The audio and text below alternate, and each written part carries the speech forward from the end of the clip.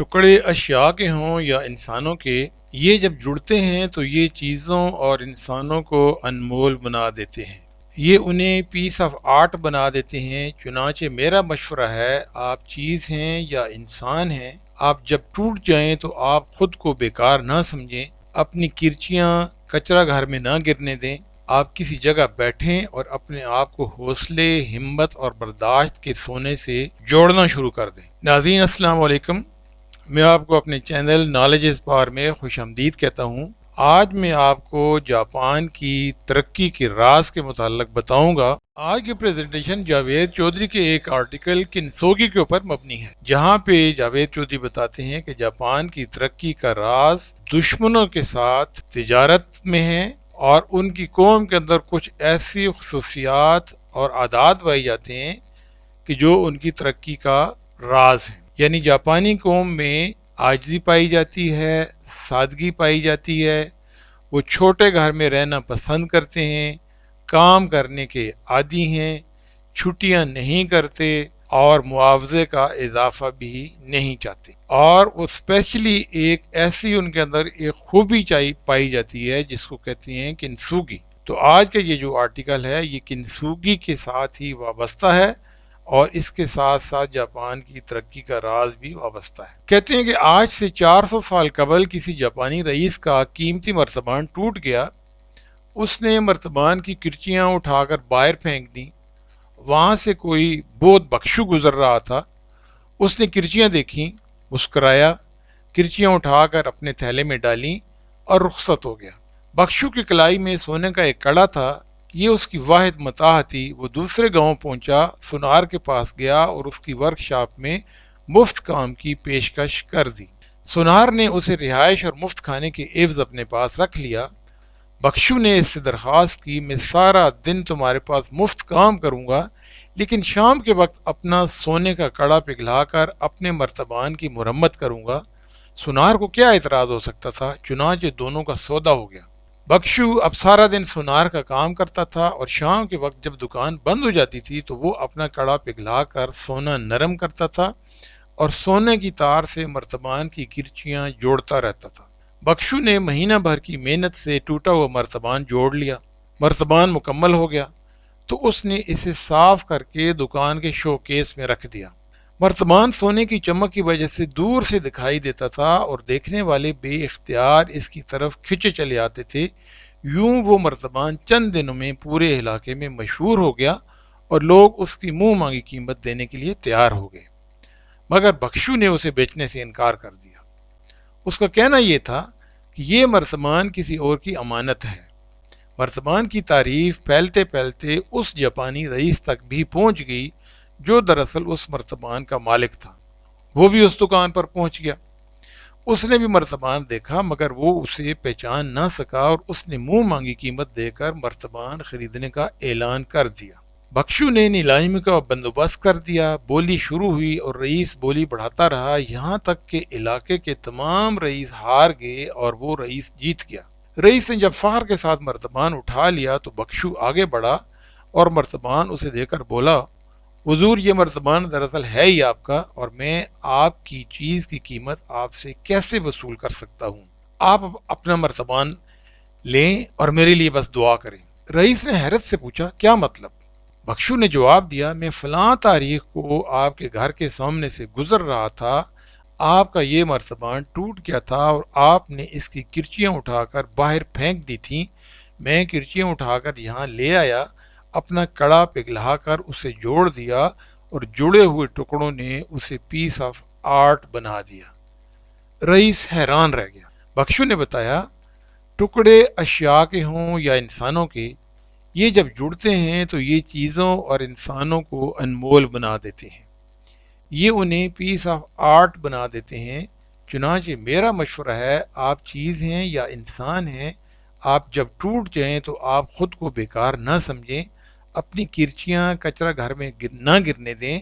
आप किसी जगह बैठें और अपने आप को हौसले, हिम्मत और बर्दाश्त के सोने से जोड़ना शुरू कर दें। आप न सिर्फ दोबारा मुकम्मल हो जाएंगे बल्कि आप पहले से 1000 गुना कीमती भी हो जाएंगे और पीस ऑफ आर्ट भी बन जाएंगे। وہ دن ہے اور آج کا دن ہے جاپان میں لوگ ٹوٹے ہوئے برتنوں کو سونے سے جوڑ کر پیس آف آرٹ بنا رہے ہیں۔ یہ لوگ اپنی زبان میں اس فن کو کنسوگی کہتے ہیں۔ جاپان میں کنسوگی کے عمل سے گزرنے کے بعد عام سے پیالے، پلیٹیں، مگ اور گھڑے ملین ڈالر کا آرٹ پیس بن جاتے ہیں اور میوزیم میں رکھے جاتے ہیں، یا پھر لوگ انہیں اپنے گھروں میں سجاتے ہیں۔ یہ فن صرف اشیاء کی ریپیئرنگ کے لیے استعمال نہیں ہوتا، بلکہ اس کے ذریعے ٹوٹے پھوٹے اور تباہ حال انسانوں کو بھی جوڑ کر رگڑ کر نیا اور مہنگا بنایا جاتا ہے۔ جاپانی قوم خود بھی کنسوگی کا جیتا جاگتا شاہکار ہے۔ دنیا میں آج تک ایٹم بم صرف 2 بار استعمال ہوا اور یہ دونوں مرتبہ جاپان پر گرایا گیا۔ 6 اگست 1945 کو ہیروشیما پر پہلا اور 9 اگست کو ناگاساکی پر دوسرا ایٹم بم گرا، اور ان 2 بموں نے پوری جاپانی قوم کو مرتبان کی طرح کرچی کرچی کر دیا۔ لیکن آپ کنسوگی کا کمال دیکھیے، جاپانی قوم نے نہ صرف اپنی تمام کرچیاں جمع کر کے خود کو دوبارہ بنا لیا، بلکہ یہ اپنے اصل سے زیادہ قیمتی بھی ہو گئی۔ جاپان کی آج کی 20 بڑی کمپنیاں، خواہ یہ ٹویوٹا ہو، مٹسوبیشی ہو، ہونڈا ہو، ایٹوچو ہو، Nippon Telegraph and Telephone ہو، مٹسوئی ہو، جاپان پوسٹ ہولڈنگز ہو، ہٹاچی ہو، سونی ہو، اینیاز ہولڈنگز ہو یا باقی کوئی بھی کمپنی ہو، تو یہ دوسری جنگ عظیم سے قبل دفاعی آلات اور بم توپیں بناتی تھیں۔ ان کمپنیوں نے جنگ کے بعد اپنا کاروبار تبدیل کیا اور یہ چند برسوں میں دنیا کی بڑی تجارتی اور صنعتی کمپنیاں بن گئیں۔ جنگ عظیم دوم سے قبل جاپان کی فوج دنیا کی طاقتور اور خوفناک فوج تھی، پس پائی ان کے سلیبس میں شامل ہی نہیں تھی۔ یہ اگر جنگ میں ہار جاتے تھے تو یہ خودکشی کر لیتے تھے، مگر شکست کے داغ کے ساتھ گھر واپس نہیں آتے تھے۔ دنیا میں دوسرا خودکش سکواڈ بھی جاپانیوں نے تیار کیا تھا۔ یہ لوگ کامیکازی کہلاتے تھے۔ یہ پائلٹ سے یہ ہیروشیما سے جہاز اڑاتے تھے، فضا میں پٹرول کے آخری قطرے اور آخری گولی تک لڑتے تھے، اور اس کے بعد اپنا جہاز دشمن پر گرا دیتے تھے، اور یوں محمود اور ایاز دونوں آن جہانی ہو جاتے تھے۔ کامی کازی بڑے جذبے کے ساتھ تیار ہوتے تھے۔ لوگ اپنے نام لکھواتے تھے اور اپنی سلیکشن کے لیے باقاعدہ منتیں مانگتے تھے، اور آخر میں جب یہ اپنے مشن پر روانہ ہوتے تھے تو ان کا خاندان، دوست، احباب اور شاہی ہرکارے سلوٹ کے ساتھ انہیں رخصت کرتے، اور یہ اس کے بعد کبھی واپس نہیں آتے تھے۔ 7 دسمبر 1941 کو جاپانی کامیکازیوں نے امریکی بندرگاہ پرل ہاربر پر حملہ کر کے امریکی نیوی کو لوہے کے چنے چپوا دیے تھے، اور یوں امریکہ بھی جنگ عظیم دوم میں کودنے پر مجبور ہو گیا تھا۔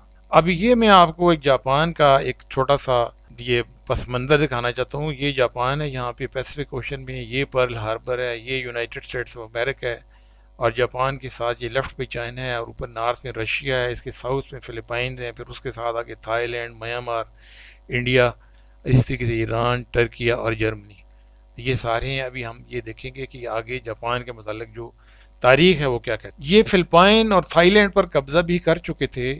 جاپانی برما اور بھارتی ریاست ناگالینڈ پر بھی قابض ہو چکے تھے، اور یہ سلسلہ اگر چلتا رہتا تو بھارت کے بعد ایران، ترکی اور پھر مشرقی یورپ دور نہیں تھا۔ ہٹلر روس تک پہنچ چکا تھا، اور اگر جاپان بھارت کے راستے سینٹرل ایشیا یا مشرقی یورپ آ جاتا تو 80% دنیا جرمنوں اور جاپانیوں کے قبضے میں ہوتی، اور آج دنیا کا نقشہ یکسر مختلف ہوتا۔ بہرحال 6 اور 9 اگست 1945 کے دن طلوع ہوئے، امریکہ نے جاپان پر 2 ایٹم بم پھینکے اور تاریخ کا دھارا بدل گیا۔ جرمنی اور جاپان مفتوحا ہو گئے اور برطانیہ اور امریکہ فاتح بنے۔ جاپان کے پاس شکست کے بعد 2 آپشن تھے۔ یہ لوگ باقی زندگی اپنے زخم چاٹ کر اور ماضی کی فتوحات کے ترانے گا گا کر زندگی گزار دیتے، یا پھر کنسوگی کے عمل سے گزر کر اپنی کرچیاں سمیٹتے اور خود کو پہلے سے زیادہ قیمتی بنا لیتے۔ جاپانیوں نے دوسرا آپشن پسند کیا اور یہ کنسوگی کے عمل سے گزرنے لگے۔ یہ لوگ دفاع سے نکل کر معاشی قوم بننے لگے۔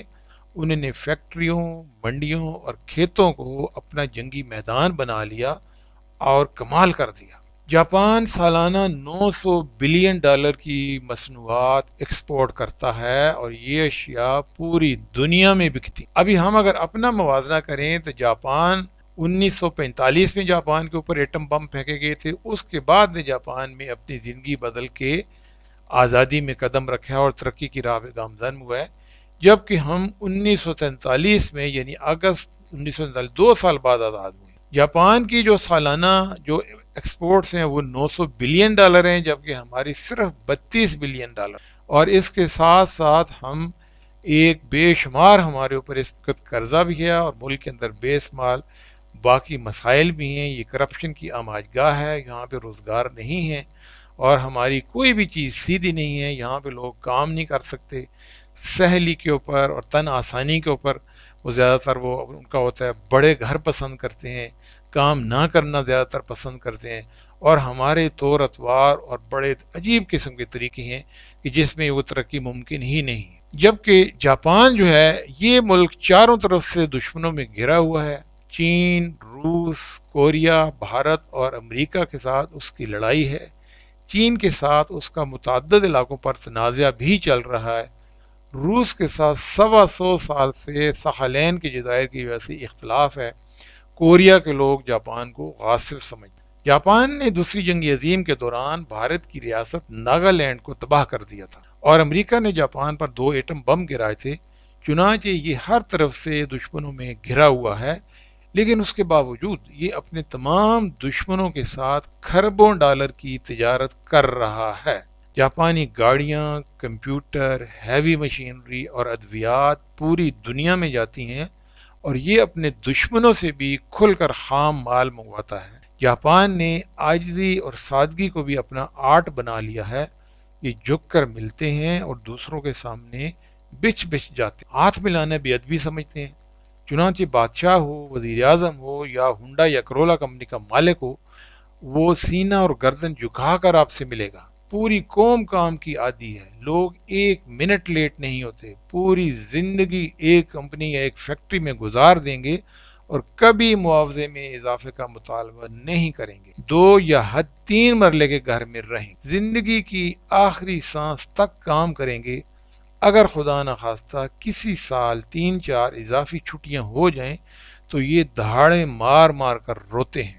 آج سے 3 سال قبل ملک میں 9 چھٹیاں اکٹھی آ گئی تھیں اور یہ لوگ ریلوے اسٹیشنوں، پارکوں اور گھروں کے دروازوں پر کھڑے ہو کر رونے لگے تھے۔ ان کا کہنا تھا ہم 9 دنوں میں کیا کریں گے؟ لوگ پوری دنیا میں چھٹیوں کے لیے احتجاج کرتے ہیں، لیکن جاپان میں چھٹیوں کے خلاف اور اوقات کار میں کمی پر احتجاج ہوتا ہے۔